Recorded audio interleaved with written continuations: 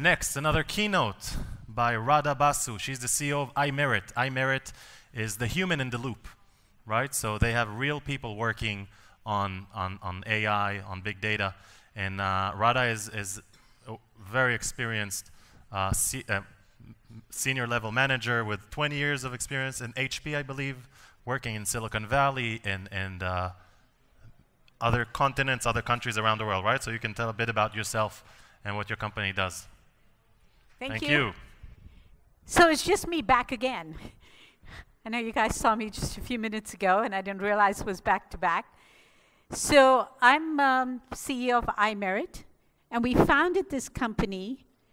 We call it Human-Empowered Computing, precisely to develop a workforce that can be the best at working with AI technologies. And the time we founded it about 6 years ago, we didn't really know what those technologies would be. We knew there was some computer vision and stuff like that. And what would it involve to develop a workforce like this? So I'm going to talk about the future of AI from a workforce point of view. So of course, you all know that there's massive amounts of on-target data, and this is the way we believe that the workforce we're creating is what will help to take AI from lab to production. AI is in many, many different areas. It's in proof of concept, it's in pilots. In some areas, it's actually started to go from the lab to production. But you need massive workforces who can do what?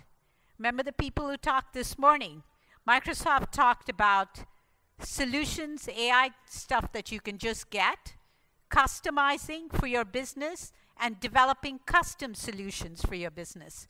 Those last two, customizing and custom solutions, require a workforce trained in AI, absolutely honed to be able to do the best in AI. Robin from Crowdflower, who's a very good partner of ours, talked about the 3 steps. AI equals trained data, machine learning, plus humans in the loop. And it's that trained data and humans in the loop are the 2 pieces that we bring together. So how do you bring AI to life? So there's a lot of technologies, and I will not talk about the technologies. For us, it's being agnostic about the platform we work on. So clients could actually have their own platforms in-house to the company. They could be working with platforms that are Google or Crowdflower or Amazon's technology or TensorFlow, or whatever it might be.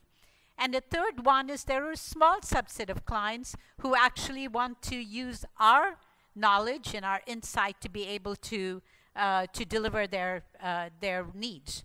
Very complex and multidimensional. We started off by saying, okay, there is something like a bounding box. So there's like a segment, an annotation of iris. Now when we look at some images, and recently we worked on a project for a client, or we continue to do that, where an image we had to annotate 2,300 objects on one image. So it becomes very complex and multidimensional. And a lot of time is being spent, as you know, and it's I think it's 72% of data science time is spent on building training data. You want them to be looking at what are the results of it, how are the algorithms working, etc.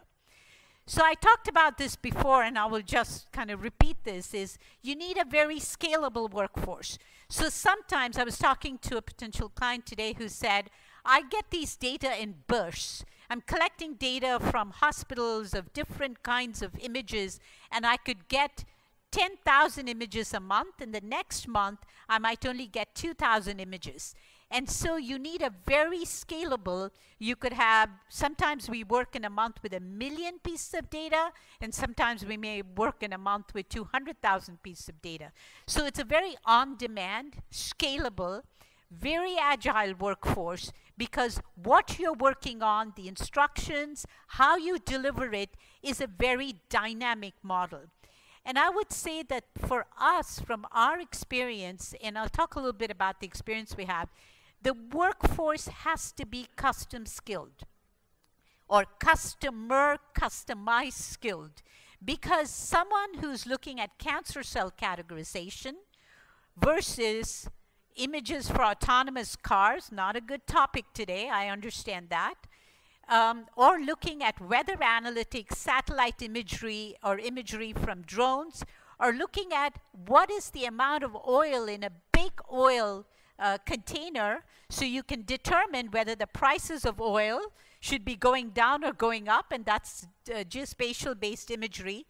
The applications of this are quite different, while the services themselves may be in these areas. So in computer vision, you have polygon annotation, bounding boxes, dense pixel segmentation, or you're doing natural language processing that could be like a hello Roku, and you're responding to what Roku needs, or you could be doing all of the different hellos and stuff you go, or dear Alexa or whatever.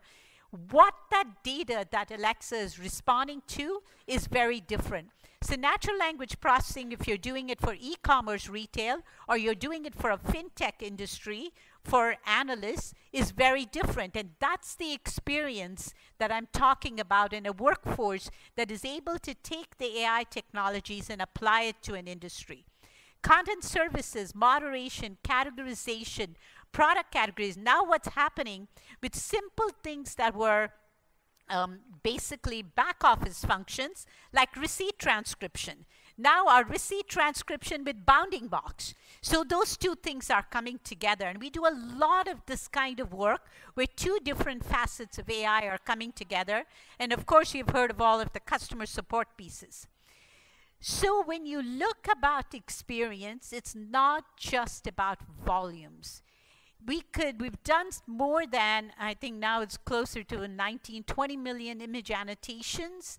And some of those images, as I said, could have 102 to 2,500 objects. Lot of text annotations, whether it's NLP, named entity recognition, salience, relevance, and being able to train AI. That's the part. But let me go to the next step, because training AI gets into the machine learning. But that might only predictably give you 65, 60, depending upon the type of the project, 60, 65% confidence and predictability and accuracy. So then you have the humans in the loop who then look at that data of the machine learning, and this is where having a workforce that has previously worked on it and actually has the intelligence around what they saw earlier. Sometimes we bring back the data, and they will actually go through another cycle of either annotation or NLP and quality checking, so that it increases the predictability, and that's where the client insight comes in.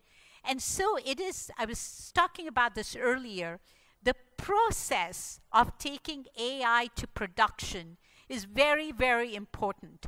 So it starts with, we will never do a project that does not have a proof of concept, because it is from unpacking that data in the POC that we really figure out what's the custom skilling, what's the tool or the technology platform needed, and how do we structure the workforce and the workflow and the data so you can get the best results.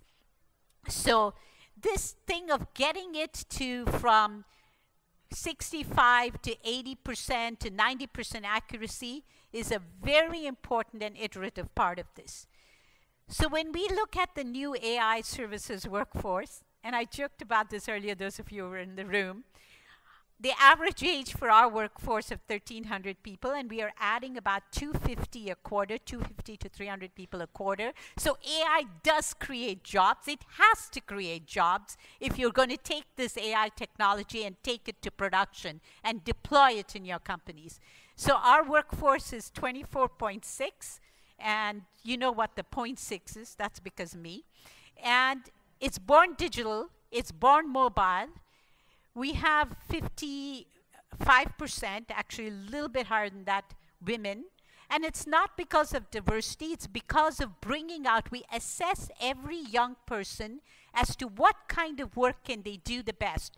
Is it in being able to look at different patterns and recognize them, in being able to do transcription, in being able to do pixel segmentation?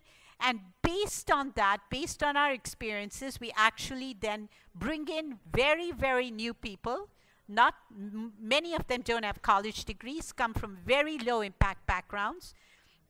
About 80% come from something called a social impact background, which means that whether it's in India, and we have a center in the US, it's below poverty level. So that's what we do. We have a large number of big clients, some number of smaller clients as well.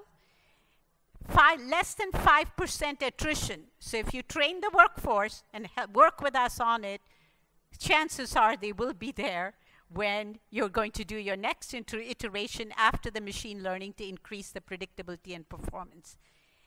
And the last thing, this is a picture of one of our workers. We call this human-empowered computing. There's the human side and the computer side, and making them work together the best is the best way we can get AI out into production and into all of the businesses. So thank you.